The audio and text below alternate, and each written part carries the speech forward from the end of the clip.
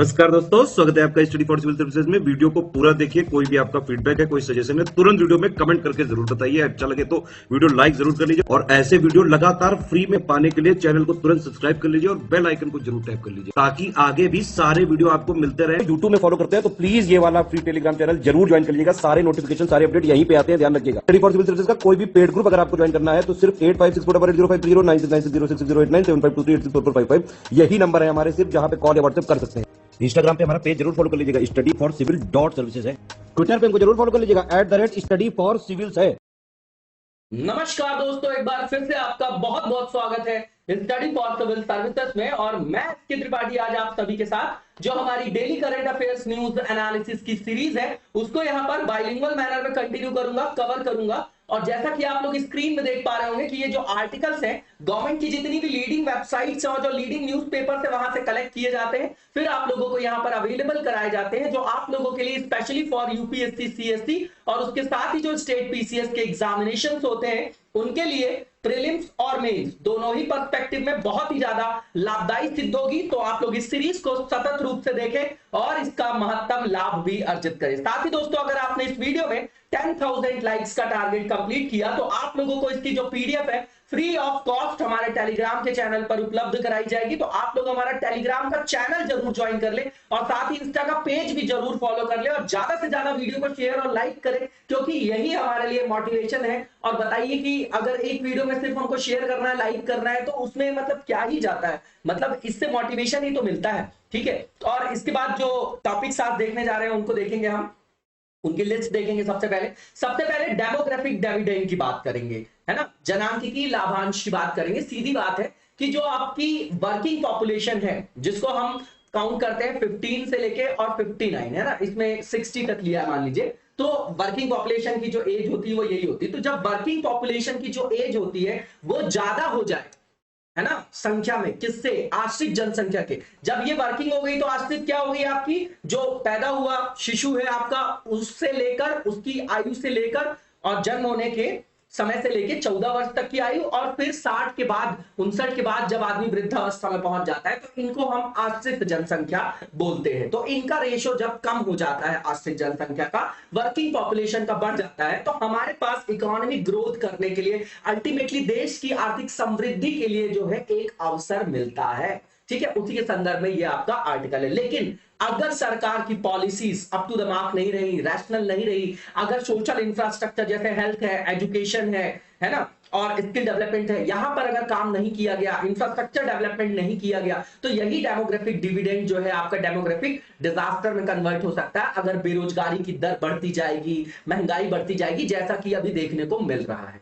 ठीक है, तो इसको देखेंगे हम लोग। ठीक है, थर्ड पेपर का पार्ट है। अब इसके बाद जो सेकंड यहाँ पर टॉपिक दिया गया है उसमें बताया जा रहा है कि वुमेन्स की सेफ्टी के लिए, सिक्योरिटी के लिए, एम्पावरमेंट के लिए क्या क्या इनिशिएटिव्स लिए गवर्नमेंट ने, तो देखेंगे डेली, ये देखते हैं हम लोग। और बहुत इंपॉर्टेंट टॉपिक है, ठीक है, तो इसके बारे में जो भी योजनाएं हैं आप अपने पास लिख के रख लेंगे, जो आज हम डिस्कस करेंगे। उसके बाद ओबीओआर की बात करेंगे, है ना, one belt one road, belt road initiative भी बोलते हैं, है ना, जो पुराना सिल्क रोड था उसको वो क्या कर रहा है, रिवाइव कर रहा है चाइना।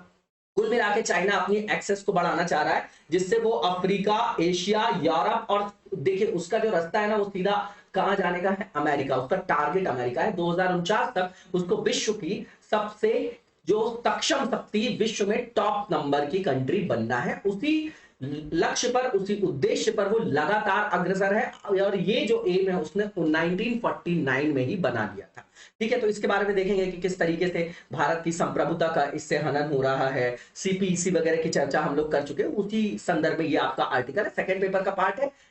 इंटरनेशनल पॉलिटिक्स में आप इसको रख सकते हैं। इसके बाद नागा इशू, नागा इलम वगैरह का संदर्भ आप लोगों ने सुना होगा कि एक स्वतंत्र राज्य की, जो जैसे मान लीजिए नागालैंड है, तो वहां पर जो आपका नागा समुदाय के लोग हैं वो काफी स्टेट्स में, नॉर्थ ईस्ट स्टेट्स में जो है, नॉर्थ ईस्टर्न स्टेट्स में फैले हुए हैं। ठीक है, तो उनका मानना यह है कि सभी नागाओं को मिला के उनके लिए स्वतंत्र राष्ट्र बना दो, उनके लिए अलग एक उनका संविधान बना दो, उनका फ्लैग बना दो। तो ये एक तरीके से विघटनकारी शक्तियां हो गई ना, कि अगर देश की एकता और अखंडता पर ऋणात्मक प्रभाव पड़ रहा है तो इसको किस तरीके से टैकल किया जाए। लगातार ये इश्यू है, इसके कारण नेशनल सिक्योरिटी को थ्रेट होता है और आंतरिक जो है सुरक्षा पर जो है क्वेश्चन मार्क लगता है, इंसर्जेंसी वगैरह की समस्याएं देखी जाती है। इंपॉर्टेंट डोमेन है आपका ये, और ये इंटरनल सिक्योरिटी से रिलेटेड है। काफी बार मैंने ब्रीफ किया है, जो लगातार इस सीरीज को फॉलो कर रहे होंगे उन्होंने अपने अंदर कैपेसिटी बिल्डिंग देखी होगी। देखिए, जब कोई आपके पास मान लीजिए कि कोई भी रिसोर्सेज है, संसाधन,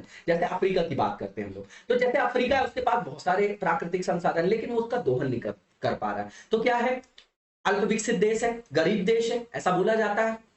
ठीक है, इसी तरीके से यहां है कि मैं सारी चीजें बता रहा हूं, लेकिन अगर आप उसको यूटिलाइज नहीं करेंगे तो कैसे सक्षम बनेंगे। मेरी बात को समझिएगा और इसको रैशनल ग्राउंड में लीजिएगा। जितनी चीजें मैं आपको बता रहा हूं और बिल्कुल क्रिस्प चीजें बताता हूं, ये आपको डायरेक्टली क्या करेगी, बेनिफिट देगी। कहां पर, मेंस के एग्जामिनेशन में, इंटरव्यू में और प्रीलिम्स में भी।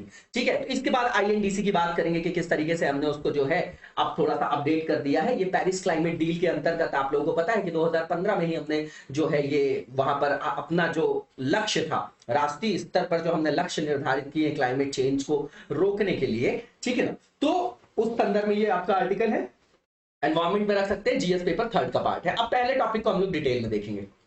डेमोग्राफिक डिविडेंड की बात करें तो यहां पर यही बोला जा रहा है कि भारत को जो है अब आवश्यकता है कि इन्वेस्ट करे क्वालिटी स्कूल में, हायर एजुकेशन में, एजुकेशन की हर हायरार्की में, तीनों टियर में, प्राइमरी, सेकेंडरी, टर्शियरी। इसके बाद आपने एजुकेशन दे दी तो जो करिकुलम है अगर वो इंडस्ट्री में जो रिक्वायरमेंट्स है उससे सिंक्रोनाइज्ड नहीं है तो आपको जॉब नहीं मिलेगी। तो आप पढ़ाई कितनी भी कर लो और अगर आपको जॉब नहीं मिली तो आपको लगेगा कि आपकी पढ़ाई निरर्थक है, क्योंकि ये कैपिटलिस्ट सोसाइटी है। अगर हम पढ़ रहे हैं तो हमारा ध्यान सिर्फ अर्जन में है, ज्ञान में नहीं है। और ठीक भी है, ज्ञान एक अलग डोमेन है, कमाना एक अलग डोमेन है। समझ रहे हैं आप बात को। तो यहां पर भारत को आवश्यकता है अपनी नीतियों को यथार्थपूर्ण तरीके से और धनात्मक आयाम में क्रियान्वित करे, तभी जो ये आपका डिविडेंड है डेमोग्राफिक, तभी उसका लाभ हम ले पाएंगे। वरना ये जनांकिकी लाभांश जनांकिकी आपदा में भी कन्वर्ट हो सकता है। डेमोग्राफिक डिविडेंड क्या होता है, तो सीधी बात है कि ये रेफर किया जाता है किसी भी अर्थव्यवस्था में वृद्धि को। ठीक है ना। अब ये किसके संदर्भ में किया जाता है, तो आयु संरचना में जब बदलाव होता है। कहने का मतलब ये कि वर्किंग पॉपुलेशन बढ़ जाती है और जो डिपेंडेंट, जो आपकी आश्रित जनसंख्या में कम हो जाती है। ठीक है ना। कुल मिला के ये कि बोलते हैं ना कि भारत जो है सबसे युवा राष्ट्र है। 2018 से ही जो है हमारे यहाँ डेमोग्राफिक डिविडेंड आरंभ हो गया है ना, और ये लगातार बढ़ता जा रहा है। तो कहने का मतलब ये कि जो आपकी वर्किंग पॉपुलेशन है उसकी संख्या बढ़ती जा रही है। तो हमारे पास एक अपॉर्चुनिटी है, हमारे पास अवसर है, लेकिन अगर हम अवसर का दोहन नहीं करेंगे तो अवसर रखा रह जाएगा, है ना। ठीक है। अब इसके बाद यहां पर यह बोला जाता है कि आर्थिक जो उत्पादकता होती है उसमें वृद्धि होती है। कब होती है, जब वर्किंग पॉपुलेशन में आश्रितों की संख्या कम हो जाती है ना, और रोजगार करने वालों को, जो सम संख्या में जो आपके लोग हैं, जो आपकी कार्यशील जनसंख्या है, उनकी संख्या बढ़ती जाती है, तो रोजगाररत लोगों की संख्या बढ़ती जाएगी। तो इसका इंपैक्ट ओवरऑल मल्टीप्लायर इफेक्ट देखा जाएगा किसमें, इकोनॉमी में। तो अल्टीमेटली पूरे देश की आर्थिक समृद्धि में वहां पर वृद्धि देखी जाएगी। अब इसके बाद यहां पर यह बोला जा रहा है कि 2055 तक जो है हमारा जो जनांकिकीय लाभांश है वो लगातार रहेगा। एक्सपेक्टेड ही आपका, ऐसी संभावना जताई जा रही है। 37 इयर्स का हमारे पास जो है वो क्या है, यहां पर एक टाइम स्पैन ये बता रहे हैं कि इतना समय हमारे पास है। तो सीधी बात है, 18 से था तो 22 आ गया। अभी आप देख रहे हैं कि क्या स्थिति है भारत में। तो अगर आप सिर्फ राजनीतिक लाभ के लिए स्लोगन देते रहेंगे, हर सरकार की बात कर रहा हूं मैं, किसी एक सरकार की बात नहीं कर रहा हूं, बी न्यूट्रल, आप ब्यूरोक्रेट बनने जा रहे हैं। ठीक है। तो जब तक policies up to the mark level पे जो बनाई जा रही है उसका इंप्लीमेंटेशन ढंग से नहीं होगा। अब कागजों में पॉलिसीज है, लेकिन अगर इंप्लीमेंटेशन उसका सही तरीके से नहीं किया जाएगा तो जिस उद्देश्य से उसको पॉलिसी को बनाया गया था, योजना को, वो उद्देश्य ही दिग्भ्रमित हो जाएगा, विफल हो जाएगा। अब यहाँ पॉलिसीज चाइना की और इंडिया की यहाँ पर कंपेयर करके बता रहे, तो भाई चाइना में बहुत ज्यादा पॉल्यूशन, जो आपकी पॉपुलेशन थी वो बहुत ज्यादा बढ़ गई थी जनसंख्या, तो उन्होंने जो है वो 1 चाइल्ड पॉलिसी को अडॉप्ट कर लिया। तो इसके कारण क्या हुआ, उनकी पॉपुलेशन जो है उसमें अंतःस्फोट हुआ। एक तो पॉपुलेशन रुक गई, और जब रुक गई तो नए जो बच्चे थे, शिशु थे, जो बच्चे बच्चियां थी, उनका जन्म उन्होंने क्या कर दिया, एक तरीके से उनकी बर्थ रेट को उन्होंने कम कर दिया, पॉपुलेशन को कम करने के लिए। लेकिन उससे क्या हुआ कि जो एल्डरली पीपल्स थे, जो डिपेंडेंट्स थे, उनकी जनसंख्या बढ़ती जा रही है और उनकी आश्रितों की संख्या में और भी वृद्धि होगी दीर्घकाल में, ये उसको लॉस हुआ। अब इस तरीके का भारत में तो कोई चाइना है नहीं, तो भारत में जो वर्किंग एज पॉपुलेशन है वो 2050 तक अपने पीक पर होगी, ऐसा बोला जा रहा है। अब इसके बाद यहां पर यह बोला जा रहा है कि चाइना की बात करें अगर, अब चाइना से यहीं पर कंपेयर कर रहे हैं हम लोग और सब चीजों में नहीं कर रहे, तो चाइना में जनसंख्या की जो है वो लगातार कमी जारी है, और यहां पर जो जनसंख्या है वो कुछ समय बाद जो है वहां पर 1.3 बिलियन रह जाएगी, और उसमें 500 जो मिलियन लोग हैं वो 60 ईयर से अबव होंगे।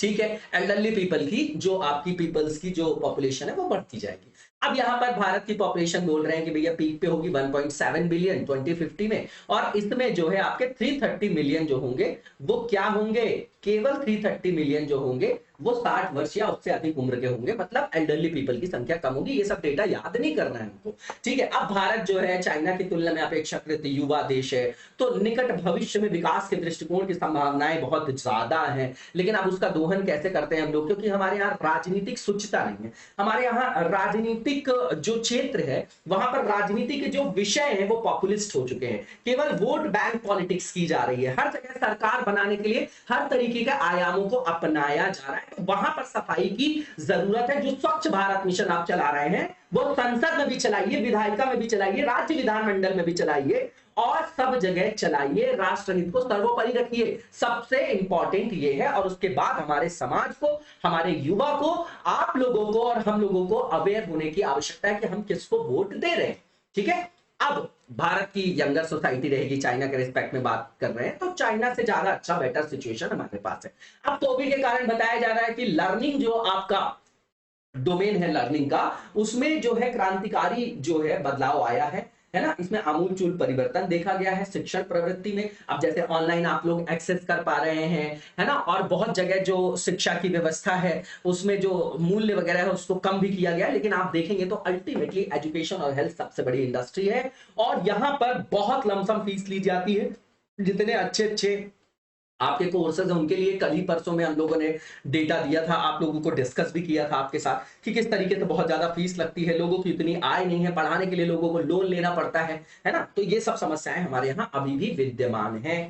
अब यहाँ पर ये बोला जा रहा है कि जैसे चाइना में एक हुकू सिस्टम था, हुकू बोलते हैं, तो हुकू सिस्टम था, प्रोनाउंसिएशन देख लीजिएगा, उसका मतलब ये कि जो चाइना में माइग्रेशन है उसको क्या किया गया, वहां पर रोका गया, ठीक है। हमारे यहाँ माइग्रेशन के कारण जो मेट्रो सिटीज हैं उसमें बहुत ज्यादा पॉपुलेशन है, ठीक है, उसके कारण समस्याएं भी बहुत देखी जाती है। तो इस समस्या को रोकने के लिए चाइना ने क्या कहा कि जो ग्रामीण लोग हैं, जो ग्रामीण क्षेत्र में रहने वाले लोग हैं, वो माइग्रेट करके शहरों में नहीं जाएंगे, और उसने अपने यहाँ के क्षेत्रों को ग्रामीण और शहरी क्षेत्रों में वर्गीकृत कर दिया, ठीक है। अब वहां पर क्या है कि लोग जो है ग्रामीण क्षेत्र से शहरी क्षेत्रों में प्रवास नहीं कर सकते, तो इसलिए वहां पर बहुत ज्यादा डिस्पैरिटी है, अर्बन और रूरल डिवाइड बहुत ज्यादा है, ऐसा बोला जा रहा है। भारत में ऐसा नहीं है, ये बता रहे हैं भारत की जो पॉजिटिव चीजें हैं वो बताया जा रहा है। अब यहाँ पर वे फॉरवर्ड क्या है, तो सबसे पहला वे फॉरवर्ड ये है कि स्लोगन देना छोड़ के यथार्थ रूप में योजनाओं का क्रियान्वयन आवश्यक है। राजनीतिक लाभ से ऊपर उठकर राष्ट्र हित को जब तक प्राथमिकता में नहीं रखेंगे हमारे राजनेता,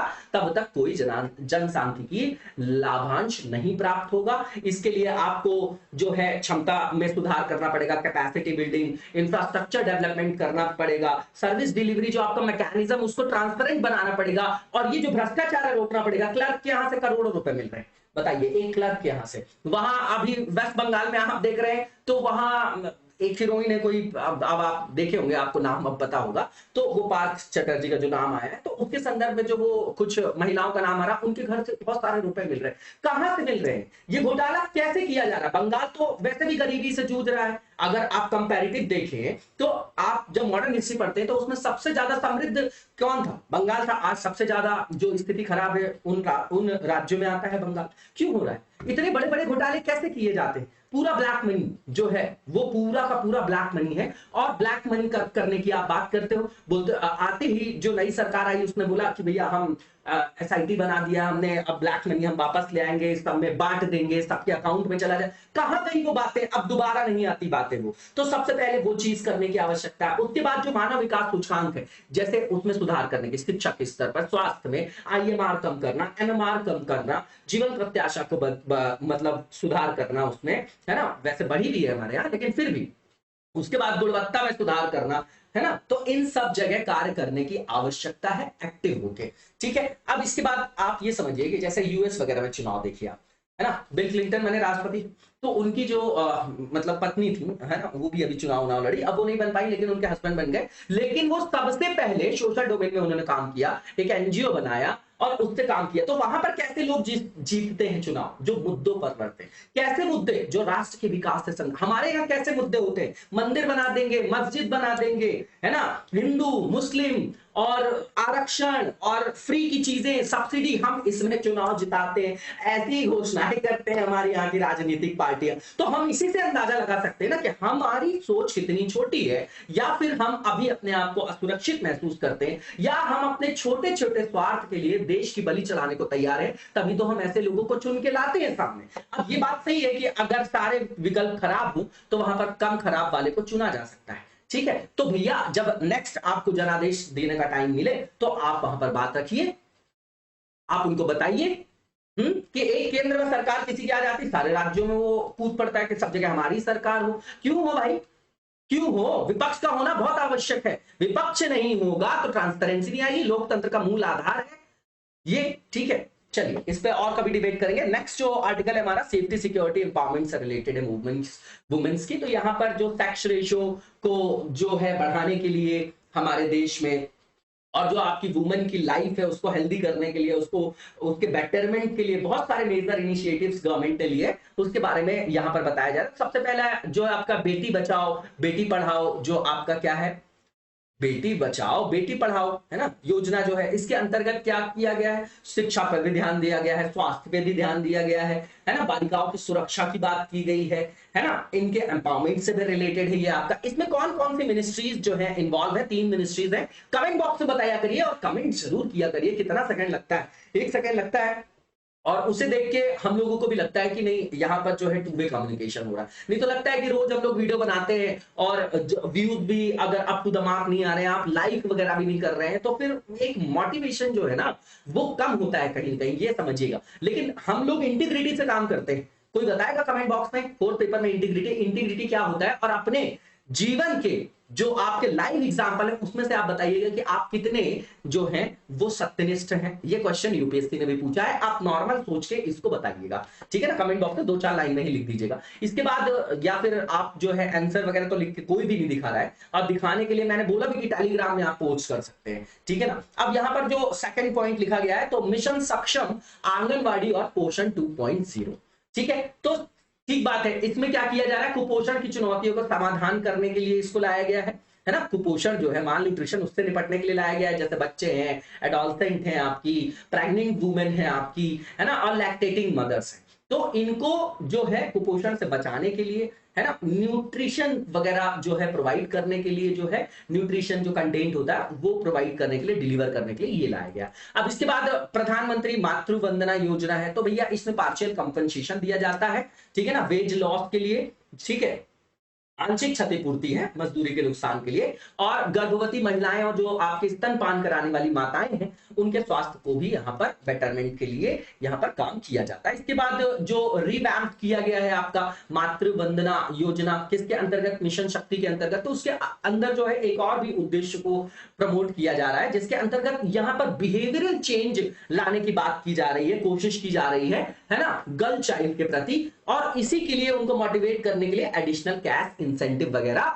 दिया जा रहा है कि अगर दूसरा बच्चा जो है ना, मतलब मान लीजिए अगर गर्ल चाइल्ड होती तो उसके लिए इंसेंटिव वगैरह दिया जाता है। अब यहाँ पर जो है कॉम्प्रिहेंसिव जो प्राइमरी हेल्थ केयर है उसके अंतर्गत आप देखेंगे कि जो माताओं का स्वास्थ्य है उनको भी ऐड किया गया है ना, सभी के लिए है, लेकिन यहाँ पर इसको कोट कर रहे हैं कि आयुष्मान भारत हेल्थ और वेलनेस सेंटर है, तो उसके अंतर्गत भी प्राइमरी हेल्थ केयर भी जो है वहां पर इंक्लूड किया गया है। ठीक है। इसके बाद यहाँ पर जननी शिशु सुरक्षा कार्यक्रम है, तो इसमें आउट ऑफ पॉकेट जो एक्सपेंडिचर होता है उसको कम करने के लिए इसको लाया गया है, ताकि जो डिलीवरी वगैरह वुमेन्स की होती है वो आपकी इंस्टीट्यूशनल लेवल पे कराई जा सके और वहां पर उनके आउट ऑफ पॉकेट एक्सपेंडिचर को कम किया जा सके। ठीक है, और यहां से भी वही बात है, आईएमआर एमएमआर को कम करने के लिए ये आयाम है। अब आउट ऑफ पॉकेट एक्सपेंडिचर क्या होता है ये आप लोग बार बार सुनते होंगे, तो सीधी बात है, जैसे मान लीजिए आपने इंश्योरेंस करा लिया, इंश्योरेंस करा लिया, तो जब आप इन पेशेंट, जब आप वहां पर एडमिट हो जाएंगे तब आपको पैसा मिलेगा, है ना, इन पेशेंट और आउट पेशेंट। अब मान लीजिए कि कोई रूरल क्षेत्र वहां से गया, बाहर की दवाइयों का खर्चा, आने जाने का खर्चा, तो ये एक डेटा आया डब्ल्यूएचओ का कि हमारे यहाँ बहुत बड़ा burden out of pocket expenditure का है, इसीलिए इसको रोकने के लिए, इसको कम करने के लिए इस तरीके के इनिशिएटिव गवर्नमेंट ले रही है। इसके बाद जननी सुरक्षा जो आपकी योजना है, इसका उद्देश्य फाइनेंशियल असिस्टेंस देना है ना, वित्तीय सहायता प्रदान करना, किनको, प्रेग्नेंट वुमेन को, किस लिए, ताकि इंस्टीट्यूशनल जो डिलीवरी है उनको प्रोत्साहन दिया जा सके, प्रोत्साहित किया जा सके। प्रधानमंत्री उज्ज्वला योजना एम्पावरमेंट से रिलेटेड है, इसमें एलपीजी सिलेंडर जो है फ्री ऑफ कॉस्ट दिया जाता है, और एम्पावरमेंट से रिलेटेड इसलिए क्योंकि वुमेन्स के नाम पे है ये सब्सिडी। इसके बाद आप देखेंगे प्रधानमंत्री जो आवास योजना, उसके अंतर्गत भी वुमेन्स के नाम पे जो है उसको रजिस्टर्ड किया जाता है। तो कहीं ना कहीं हम जो है ये एक एटीट्यूडनल चेंज लाना चाह रहे हैं, बिहेवियरल चेंज लाना चाह रहे हैं सोसाइटी में। अब इसके बाद जो है ये जो आपके इनिशिएटिव्स गवर्नमेंट ने लिए, तो बताया कि भैया आउटकम भी आया। तो जो सेक्स रेशियो एट बर्थ की बात करें, जन्म के समय, तो वो इंप्रूव हुआ है, 918 था 2014-15 में, 937 हो गया है 2020-21 में। इसके बाद लाइफ एक्सपेक्टेंसी जो है आपकी, लाइफ एक्सपेक्टेंसी जीवन प्रत्याशा जिसको बोलते हैं, ये 2014 से 18 के बीच में 69.4 था, और अब ये जो है 69.7 हो गया है 2015 से 19 के बीच में। ठीक, अब इसके बाद बोला जा रहा है कि जो आपके लेबर फोर्स पार्टिसिपेशन है उसमें वुमेन्स का पार्टिसिपेशन, लेबर फोर्स में जो है आपका वुमेन्स का पार्टिसिपेशन बढ़ाने के लिए गवर्नमेंट ने क्या क्या इनिशिएटिव्स लिए। तो सबसे पहला तो इक्वल रिम्यूनरेशन एक्ट 1976 है, तो इसमें लिंग के आधार पर कोई भी जैसे ऑर्गेनाइजेशन है, प्रतिष्ठान है ना, तो उसमें भेदभाव नहीं किया जाएगा मजदूरी के संबंध में, और उनको जो है बराबर से वहां पर वेजेस वगैरह दिया जाएगा। लेकिन आप इसको काउंटर कर सकते हैं कि आप सबसे क्रीम जगह ले लीजिए, जैसे क्रिकेट टीम में खिलाड़ी ले लीजिए, बॉलीवुड ले लीजिए, चलिए हीरो हीरोइन, तो हीरो की सैलरी जो है आपकी इनकम ज्यादा दिखाई जाएगी, उनकी पेमेंट ज्यादा होती है हीरोइन से। तो कहीं ना कहीं इन चीजों से हम अभी भी बाहर पूरी तरीके से नहीं निकल पाए। इसके बाद आप देखेंगे कि मैटरनिटी बेनिफिट एक्ट लाया गया। तो क्यों लाया गया? क्योंकि जो मैटरनिटी लीव है वो दी जाए, इसको अमेंडमेंट भी किया गया 2017 में, और ये पेड रहेगी, पैसा मिलेगा उनको। ठीक है, तो ये लीव जो है 12 वीक से बढ़ा के, 12 हफ्तों से बढ़ा के 26 हफ्ते कर दिया गया है 2 सर्वाइविंग चिल्ड्रंस के लिए। और उसके बाद भी जो है महिलाओं को वर्क फ्रॉम होम का वहां पर प्रावधान किया गया है। लेकिन अब इसके भी नेगेटिव इंपैक्ट है कि जब इस तरीके की समस्या देखते हैं तो जो रिक्रूटमेंट करने वाले लोग हैं ऑर्गेनाइजेशंस में, तो वो महिलाओं से बचते हैं कि भैया ये मान लीजिए कि शादीशुदा है, अब ये प्रेग्नेंट हो गई, तो फिर इनको तो मैटरनिटी लीव देना पड़ेगा, है। तो उसके नेगेटिव इंपैक्ट भी, हर चीज के 2 पहलू, ठीक है ना।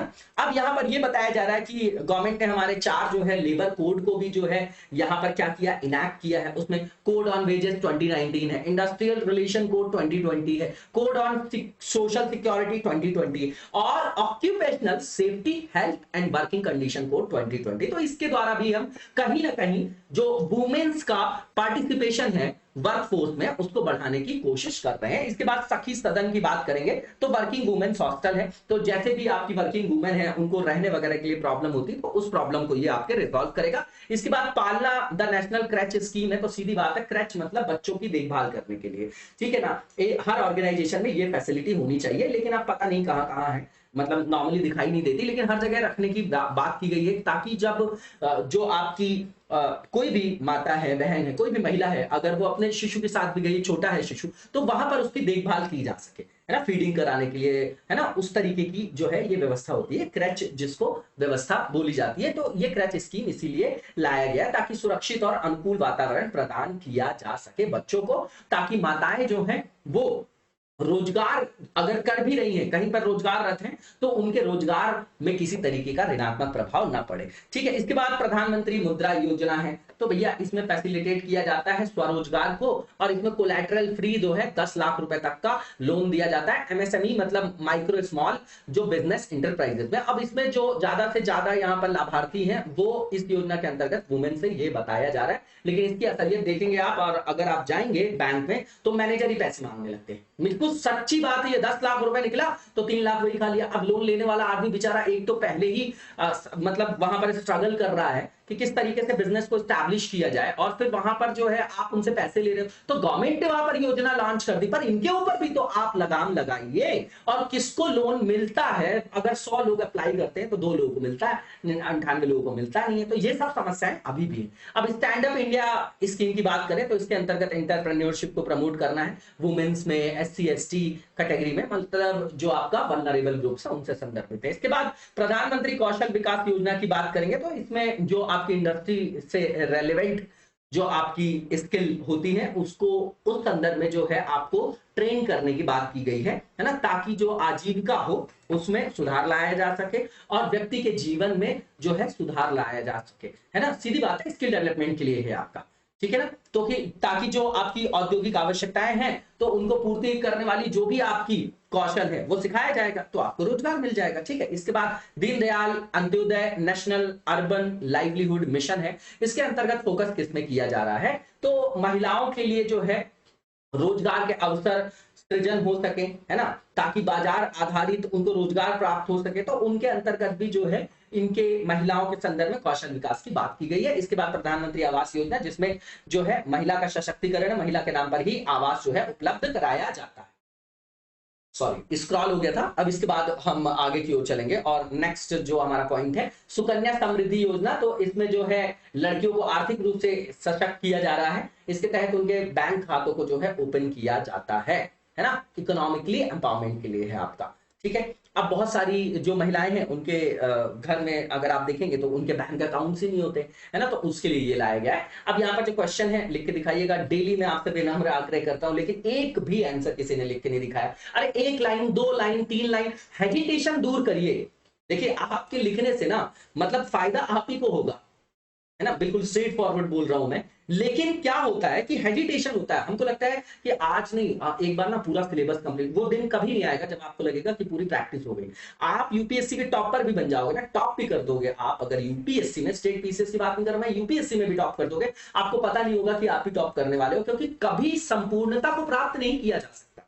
जो हमारे पास उपलब्ध संसाधन है उनका हम मैक्सिमम यूटिलाइजेशन करके ही अपने पीक पर लाइफ में पहुंच सकते, यही सबसे बड़ी बात है। इसलिए आप लोग प्लीज लिख के दिखाइए, मैं डेली रिक्वेस्ट करता हूं आप लोगों से। अब देखिए यहां पर ही बात कर लीजिए आप अकाउंटेबिलिटी की, हम सरकार की बात करते हैं, हम ऑफिस में अकाउंटेबिलिटी की बात करते हैं, लेकिन जब खुद हमारे ऊपर आती है तो हम नहीं रखते। अब यहां पर हमारा इंटरेक्शन नहीं है। अगर मेरी ऑफलाइन क्लास होती है तो मतलब मैक्सिमम मेरी जो ऑफलाइन क्लासेस है उसमें जो कभी भी नहीं लिखा होता है स्टूडेंट वो भी लिख के दिखाता है, लेकिन यहां पे कारण क्या है कि आप मुझे सामने से नहीं देखते, समस्या यही है। तो कोई इंटरेक्शन नहीं है, तो कोई अकाउंटेबिलिटी नहीं है। देखें सर ने बोला है, बोल दिए, रोज तो बोलते रहते, चिल्लाते रहते, काम ही है इनका तो बोलना करना। चलो देख लो 4 चैनल के और भी देख लेंगे हम, करंट अफेयर्स, हमारा तो काम हो रहा है, हम तो एंजॉय कर रहे हैं। अब आप इस चीज की वर्थ नहीं समझते कि इन सब चीजों में कितना टाइम लगता है, इसको प्रिपेयर करना, पूरी टीम लगी होती है ना, टाइपिस्ट भी है वहां पर, अपलोड करने वाले भी, पढ़ाने वाले भी, कितनी मेहनत लगती है, और उसको भी रिवॉर्ड नहीं करेंगे आप लोग तो कैसे चलेगा। और रिवॉर्ड भी वो करना है जिसमें से आप ही को रिवॉर्ड मिलेगा।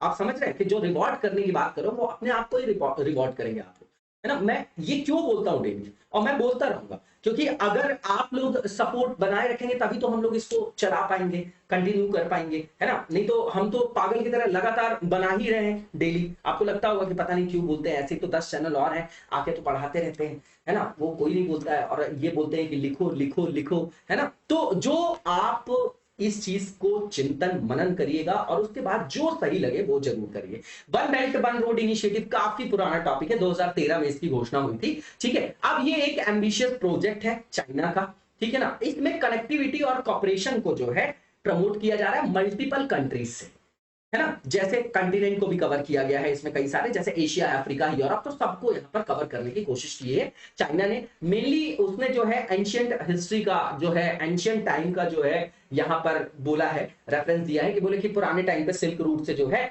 व्यापार होता था, पुराने टाइम पे जो है सिल्क रूट से व्यापार होता था। अब सिल्क रूट से अगर व्यापार होता था तो उसको रिवाइव करेंगे, फिर से कनेक्टिविटी को बढ़ाएंगे, यहाँ पर इंफ्रास्ट्रक्चर डेवलपमेंट करेंगे, है ना। और ये आपका रेलवे, सड़क, हवाई सब मार्गों से इसको डेवलप किया जाएगा। तो सी रूट और लैंड रूट दोनों तरफ से इन्होंने क्या बना दिया, दोनों तरफ से इन्होंने बना दिया क्या क्या सिल्क रूट, और जो आपका मतलब सी रूट था और लैंड रूट सबको मिला के बना दिया, बोल दिया कि वन बेल्ट वन जो आपका रोड है ये इनिशिएटिव है। ये लाए तो जिस संदर्भ से थे चाइना में, तो आप एक बात को समझेंगे कि जो चाइना का आपका इस साइड में जो आपका उत्तर पश्चिम ले लीजिए आप, जो उसका क्षेत्र है यहाँ पर जिंगजियांग प्रांत है, वहां पर बहुत ज्यादा डिस्टरबेंस है। तो वो यहां से इस क्षेत्र को जो इंटरनल सिक्योरिटी का थ्रेट है उसको भी जो है रिजॉल्व करने की कोशिश कर रहा है दोनों तरफ से। और दूसरी चीज ये कि ट्रेड के लिए नए नए मार्केट जैसे सेंट्रल एशिया, अफ्रीका, है ना, इसको खोजने की तलाश कर रहा है। और उसकी कनेक्टिविटी कहां तक, यूरोप तक। और अल्टीमेटली उसका प्लान कौन है, टारगेट कौन है, यूएस है। समझ रहे हैं आप बात को। तो ये जो है उसका तरीका है, ठीक है। अब इसके नेगेटिव इंपैक्ट बहुत ज्यादा है, जैसे श्रीलंका को देखने को मिला अभी, डेट ट्रैप पॉलिसी बोलते हैं उसको। पहले इसको चेकबुक पॉलिसी भी बोला जाता था कि भैया जिससे अच्छे संबंध बनाने हैं तो वो हमारे पड़ोसी देशों के पास आया, भारत के, श्रीलंका को दे दिए बहुत सारा लोन, बोले लो पैसा, खुश हो गए। नेपाल को दे दिया और उसके बाद उसके ऊपर शर्तें लगा दी और वो दिवालिया हो गया, ठीक है। अब यहाँ पर ये बोला जा रहा है कि 78 कंट्रीज में फैला हुआ है। इसका अनाउंसमेंट जो है 2013 में हुआ था। इस प्रोजेक्ट के अंतर्गत नेटवर्क को बिल्ड करना है, जिसमें तीनों मोड है आपके, मैरीटाइम भी है, रेलवे भी है, रोडवेज भी है, ठीक है। अब इसके बाद इसके अंतर्गत power grid, oil, gas pipelines और इंफ्रास्ट्रक्चर प्रोजेक्ट्स जो है बहुत सारे इसके अंतर्गत सम्मिलित है। अब इसके स्ट्रैटेजिक जो बेनिफिट है वो चाइना बहुत सारे लेने की कोशिश करता है, जैसे सी रूट्स में उसी का कब्जा हो जाए, उसी का प्रभुत्व हो जाए, हर जगह उसको संसाधनों तक उसकी पहुंच हो जाए, ठीक है। जहां पर भी वो इंफ्रास्ट्रक्चर प्रोजेक्ट लगाता है तो अपने ही मजदूर लेके जाता है। सोशलिस्ट कंट्री है तो वहां पर मांग नहीं कर सकते भारत के जैसे कि भैया हमको इतनी ही सैलरी चाहिए, यूएस के जैसे नहीं कि मिनिमम वेजेस इतना है, उसने जितना बोल दिया उतना ही देगा। तो जहां पर प्रोजेक्ट लगा रहा है, जैसे श्रीलंका में लगाया अम्बन टोटा की बात कर लेते हैं अपन, तो जैसे वहां पर उसने बंदरगाह डेवलप किया, तो वहां पर जो डेवलपमेंट किया वहां पर वहां के लोगों को रोजगार नहीं मिला, अपने यहां से ही लोगों को ले गया। समझ रहे हैं आप, ठीक है। इसके दो कंपोनेंट है, एक तो मैरीटाइम आपका जो आपका मैरीटाइम है, मतलब समुद्री मार्ग वाला जो आपका इनिशिएटिव है, ये सी बेस्ड है। और चाइना का जो आपका सदर्न कोस्ट है आपका, Mediterranean, Africa, south east Asia, central Asia, इसको ये कनेक्ट करेगा। सिल्क रोड की बात करें तो लैंड बेस्ड है और ये चाइना को कनेक्ट करेगा सेंट्रल एशिया, ईस्टर्न यूरोप और वेस्टर्न यूरोप से, ठीक है ना। अफ्रीका भी है, ठीक है ना, दो उसके प्रायोरिटी पे भी है क्योंकि सबसे ज्यादा एनरिच्ड है वो नेचुरल रिसोर्सेज के डोमेन में। अब यहां पर बोलेंगे कि इसका बहुत ज्यादा जो है जियो पॉलिटिकल भी इंपॉर्टेंस है, ठीक है। अब इसके माध्यम से जो है इसने बोला था कि भू राजनीतिक परियोजना की ये परिकल्पना की जा रही है, लेकिन आप धीरे धीरे देखेंगे तो इसका जो उद्देश्य है इसमें बहुत ज्यादा फायदा चाइना अपना देख रहा है और बाकी देशों पर नहीं देख रहा है, ठीक है ना। अब इसका संदर्भ ये है कि इसका उद्देश्य बताया गया था कि Asia, West Asia, Africa, Europe, इनके बीच में आर्थिक सहयोग और संपर्क को बढ़ावा देना है ना, और उसके लिए आवश्यक अवसंरचना का निर्माण करना है, लेकिन उसकी जो नियत है वो दूसरी। अब इश्यूज क्या है इसके साथ, तो सीधी बात है, वन बेल्ट वन रूट के अंतर्गत देखेंगे आप तो जो इंडियन ओशियन वाला ट्रेड रूट है और जो आसपास का संलग्न आपका क्षेत्र है उस पर चाइना अपना प्रभुत्व जो है वो स्थापित करना चाह रहा है। और यहाँ की जो देश है वहां पर चाइना ने उनको अपने जो डेप्ट पॉलिसी है, जो आपके ऋण जाल नीति है, उसके अंदर फंसा लिया है। और कई सारे देश जो है अब डेप्ट वापस नहीं कर पा रहे, तो दिवालिया की स्थिति में है। तो अपनी सोवरेनिटी से वो जो है वहां पर कहीं ना कहीं कॉम्प्रोमाइज कर रहे हैं, जैसे एग्जांपल के लिए श्रीलंका, ठीक है, ठीक है, पाकिस्तान, है ना, ग्वादर वगैरह की बात कर रहे हैं यहाँ पर। अब इसके बाद यहाँ पर ये बोला जा रहा है जैसे मालदीव जैसे छोटे जो आपके देश हैं हिंद महासागर में, है ना, उनकी सीमा पर स्थित देश है, तो उनके भी छोटे बंदरगाहों पर भी चाइना की नजर है। अब देखिए पोर्ट वगैरह पर जब इनका जैसे बोलते हैं ना कि ये पोर्ट जो है मिलिट्री यूज के लिए जो है चाइना को दे दिया गया, तो भैया उसकी स्ट्रैटेजिक इंपॉर्टेंस भी है ना, उसकी एग्रेसिव जो है हमेशा से पॉलिसी रही है ना, एग्रेसिव राइज किया है चाइना ने, इसीलिए ड्रैगन बोलते हैं उसको, ठीक है। अब इसके बाद यहां से ये बोला जा रहा है कि भारतीय जो सुरक्षा प्रतिष्ठान है इसको भी चीन की सिल्क रोड पहल से जो है वो क्या है, कहीं ना कहीं हमारे कॉन्सर्न का विषय है, डीपली सस्पिशियस है आपका। जैसे सीपीईसी में देखेंगे आप तो जो हमारा पीओके वाला जो एरिया है वहां से होकर जा रहा है ना, बलूचिस्तान, गिलगिस्तान, जो आप मतलब देखते होंगे ना वो वाला क्षेत्र जो है आपका बाल्टिस्तान वाला। और अब ये समझिएगा कि यहां पर जो सीपीईसी है ये भारतीय पीओके के क्षेत्र से जा रहा है, तो भारत जो है तो हम अपना क्षेत्र है हमारा वो, तो हमारे कहीं ना कहीं संप्रभुता पर ऋणात्मक प्रभाव डाल रहा है कि नहीं, तो कहीं ना कहीं हमारी राष्ट्रीय सुरक्षा पर ऋणात्मक प्रभाव है। ठीक है, राष्ट्रीय हित पर ऋणात्मक प्रभाव है। इसके बाद आप देखेंगे कि जैसे अफ्रीका में भी सुरक्षा के क्षेत्र में अपनी भूमिका जो है वो निभाने की बात करता है चाइना, वहां पर भी जो है हस्तक्षेप करता है। तो कहीं ना कहीं नॉन इंटरवेंशन का जो प्रिंसिपल है उस पर जो है वो ब्रीच कर रहा है और कहीं ना कहीं संप्रभुता का हनन कर रहा है। अब आगे का क्या है, अनुसरण योग्य कदम क्या है, तो हमने अभी तक बाइकआउट किया है, लेकिन भारत को बायलैटरल लेवल पे फिर जो है इन देशों के साथ, जो हमारे पड़ोस के देश हैं, जो इंडियन ओशियन रीजन के देश हैं, जो आपका एशिया है, सेंट्रल एशिया है ना, वेस्ट एशिया है, आपका अफ्रीका है, तो यहां पर हमको अपनी जो सक्रियता है वो बढ़ाने की आवश्यकता है और अपनी शर्तों के साथ बीआरआई को ज्वाइन करने के विषय में हमको सोचना भी चाहिए। ठीक है ना, ऐसा जो है ये स्ट्रैटेजी बनाने वाले लोग जो है ऐसा कोट करते हैं। ठीक है, इसके बाद यहां पर ये बोला जा रहा है कि मान लीजिए कि जैसे ये जो क्षेत्रीय व्यापार नेटवर्क है, अगर हम इसका दोहन करते तो इससे जो है महासागरीय जो क्षेत्र है आपका, समुद्री जो सुरक्षा है उसको भी जो है सशक्त किया जा सकता है और ये हमारे लिए भी विन विन सिचुएशन हो सकती है।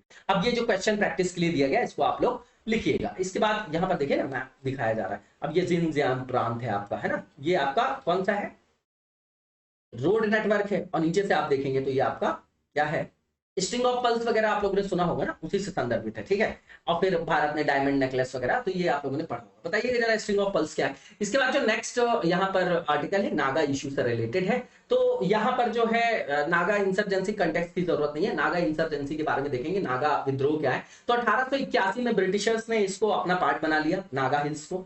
ठीक है, अब इसके बाद आप देखेंगे तो लगातार जनजातियों को जो है, जो नागा जनजाति थी उसके द्वारा जो है एजिटेशन देखा जाता है। ठीक है, अब यहां पर जो बिखरी हुई नागा जनजातियां थी वो एक दूसरे के साथ आने के लिए, एक दूसरे को जो है संगठित करने के लिए इन्होंने 1918 में नागा क्लब का गठन किया और इसके माध्यम से नागा राष्ट्रवाद की जो भावना थी वो पनपी। ठीक है, और इसी क्लब का जो फिर से नाम किया गया, पुनर्नामकरण किया गया, रीनेम किया गया नागा नेशनल काउंसिल के रूप में 1946 में। अब यहां पर समझिएगा कि जो यहां पर लीडरशिप बता रहे हैं इनका नाम याद रखिएगा, जो आपके अंगामी जापू फिजो थे, इनके नेतृत्व में नागा नेशनल काउंसिल ने 14 अगस्त 1947 को यह घोषणा कर दी कि नागालैंड जो है एक स्वतंत्र क्या है, राज्य है, इंडिपेंडेंट स्टेट है ना। और वहां पर जो है रेफरेंडम वगैरह कराया गया मई 1951 में, तो वहां पर 99.9% लोगों ने इस चीज को सपोर्ट भी किया कि सोवरेन नागालैंड बनाया जाए। ठीक है ना, अब आपको पता है कि हमारे यहाँ इतनी सारी रियासतें थी कि अगर उनको बांट के सबको अगर सोवरेन कर देते, स्वतंत्र कर देते, तो पता नहीं भारत के कितने पार्ट होते। ठीक है, अब यहाँ पर जो नागालैंड है इसने स्वतंत्र राज्य के रूप में जो अस्तित्व प्राप्त किया वो दिसंबर 1963 में प्राप्त किया। अब इसके बाद आप देखेंगे कि नागालैंड का गठन जो हुआ वो असम का जो नागा हिल्स के जो आपके अंतर्गत वाले डिस्ट्रिक्ट थे, तत्कालीन जो आपके नॉर्थ ईस्ट फ्रंटियर एजेंसी जो अभी वर्तमान में अरुणाचल प्रदेश वाले पार्ट को भी है, जो उसके अंतर्गत भी संदर्भित है, तो इन सबको एक एक करके जो है इसको बनाया गया था। नॉर्मल सी चीज है, मैप देख जाइएगा। 1975 में शिलोंग अकॉर्ड होता है और इसके अनुसार नागा नेशनल काउंसिल और नागा फेडरल गवर्नमेंट जो है वो ये बोलती है कि भैया अब हम जो है हिंसक कार्यवाही रोक देंगे, इसके लिए सरकार के साथ इनकी सहमति होती है। लेकिन आगे चल के आप देखेंगे तो इसी में विद्रोह हो जाता है और एनएससीएन जो है आपका national socialist council of Nagaland, वो 1980 में उसका गठन किया जाता है। 140 मेंबर्स यहां से अलग हो जाते हैं, है ना, और वो इस अकॉर्ड को क्या बोलते हैं, नहीं मानते कि भैया हम शिलोंग अकॉर्ड का नहीं मांग रहे हैं, नहीं मानेंगे। और थुइंग लेंग जो मुइवा है ना, उनके नेतृत्व में यहां पर national socialist council of Nagaland का गठन होता है। इंपॉर्टेंट ये आपकी टाइमलाइन है, इसको याद रखिएगा। इसके बाद 1988 में इनमें फिर विभाजन होता है। National socialist council of Nagaland जो है वो दो पार्ट में डिवाइड हो जाती है। एक एनएससीएन जो है वो इसाक मुइवा वाला है और एक एनएससीएन जो है खापलांग ग्रुप वाला है। इनके बीच में हिंसक झड़प होती है और ये दोनों विभाजित हो जाते हैं। इसके बाद आप पीस अकॉर्ड की बात सुनते होंगे, नागा शांति वार्ता। तो 3 अगस्त 2015 को सेंटर ने साइन किया एक फ्रेमवर्क, किसके साथ, एनएससीएन आईएम के साथ। ठीक है, और आप देखेंगे कि नागालैंड में जो मैक्सिमम आपका इंसर्जेंसी का कारण है वो यही है ना। ठीक है, आईएम वाला ग्रुप, एनएससीएन आईएम। तो यहां पर दोनों के बीच में शांति वार्ता होती है और इसमें जो भी कंटेंट था उसमें सेक्रेसी को मेंटेन रखा गया। ठीक, अब यहां पर यह बताया जा रहा है कि कई सारे जो नागा ग्रुप्स हैं यहां पर, ठीक है ना, जो नागा ग्रुप्स हैं उन्होंने क्या किया यहां पर 17 नवंबर 2017 को इस शांति प्रक्रिया में नागा राष्ट्रीय राजनीतिक समूहों को भी आमंत्रित किया गया था। तो यहाँ पर जो कई सारे और समुदाय थे जो नागा समुदाय से रिलेटेड ही है, उनके जो समूह थे उनमें कहीं ना कहीं जो है वहां पर ऋणात्मक भावना का प्रसार होता है।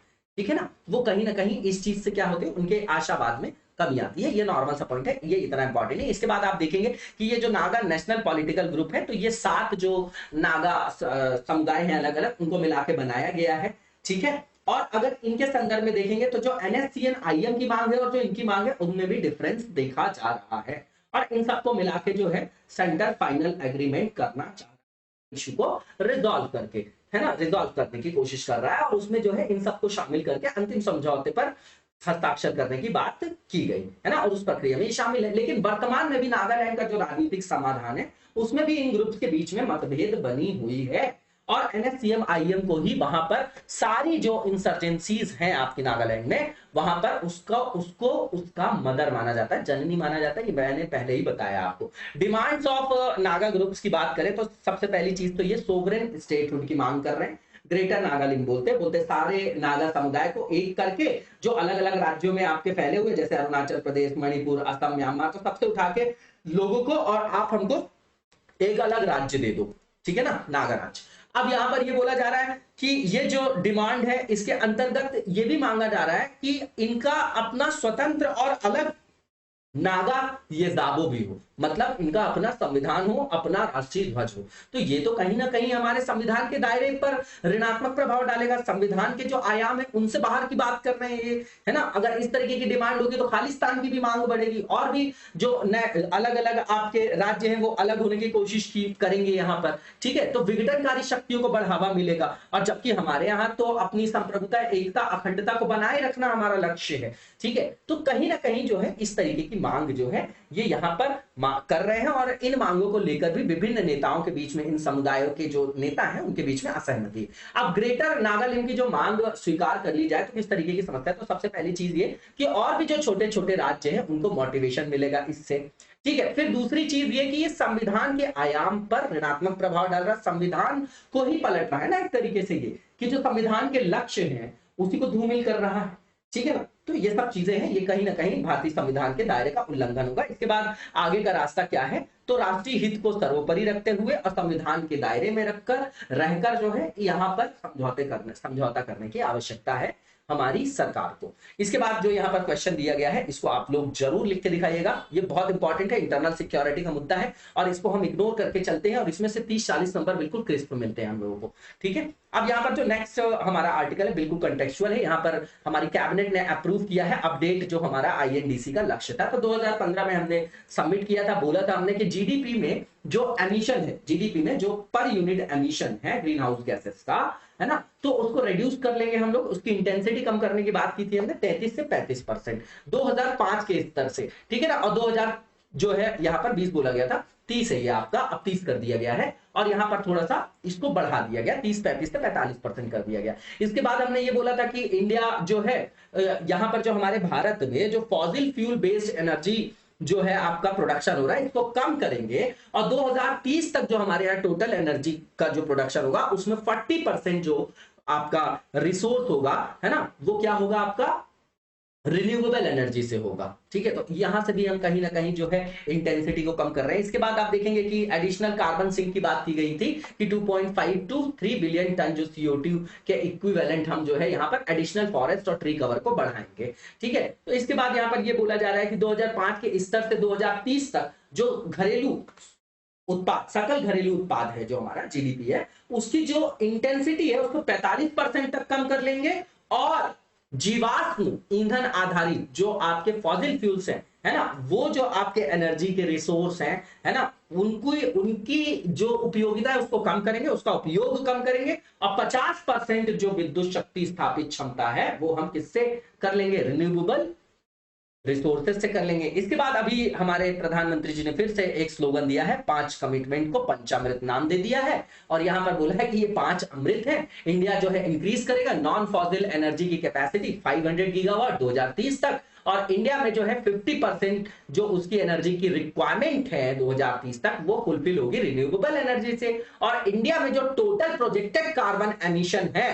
वो 1 बिलियन टन जो है अभी से लेके 2030 तक जो है वो उसको कम करेगा, और 2070 तक तो बोल रहे हैं कि भैया हम नेट जीरो कार्बन एमिशन को प्राप्त कर लेंगे और हमारे यहाँ जो CO2 का एमिशन है वो शून्य हो जाएगा। तो काफी ज्यादा आदर्शवादी भी लक्ष्य है। यहाँ पर देखते हैं कि किस तरीके से इंप्लीमेंट किया जाता है। ठीक है, अब इसके बाद यहाँ पर जो पॉइंट्स लिखे हैं इसको आप देख जाइएगा। नेक्स्ट फेज जो हमारा है वो MCQ से रिलेटेड है, वेरी इंपॉर्टेंट, CVC से रिलेटेड है। पहला जो क्वेश्चन है सेंट्रल विजिलेंस कमीशन, उसके बारे में स्टेटमेंट है और बताना है कि कौन सा आपका इनकरेक्ट स्टेटमेंट है। तो पहला ये कि इसको सेटअप किया गया था गवर्नमेंट के द्वारा फरवरी 1964 में, बिल्कुल ठीक है। इसको सेटअप किया गया था, एक कमेटी बनी थी जिसकी रिकमेंडेशन पे, और ये कमेटी बनी थी भ्रष्टाचार को रोकने के लिए, और ये के संथानम जी के द्वारा जो है इसकी अध्यक्षता की गई थी, इसीलिए इसको संथानम कमेटी भी बोला जाता है। दूसरा स्टेटमेंट भी ट्रू है। तीसरा ये कि 2003 के एक्ट से संसद ने इसको विधायी जो है ग्राउंड दिया, विधायी आयाम दिया,